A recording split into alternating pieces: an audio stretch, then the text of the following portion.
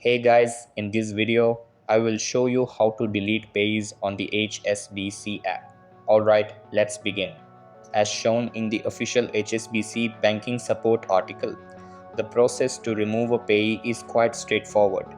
Once you open the article, scroll down to the frequently asked questions section. Look for the question, how can I edit a payee's details?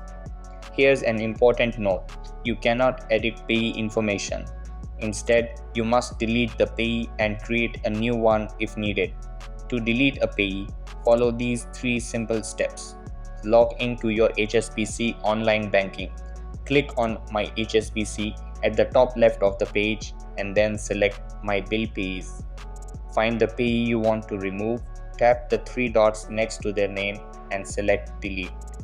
Also, take note that if the payee has any future dated payments scheduled, you'll need to delete those scheduled payments first before you can remove the payee.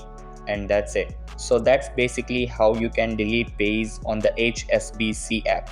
And that's it for this video. If you found this helpful, consider subscribing and giving this a big thumbs up. Thanks.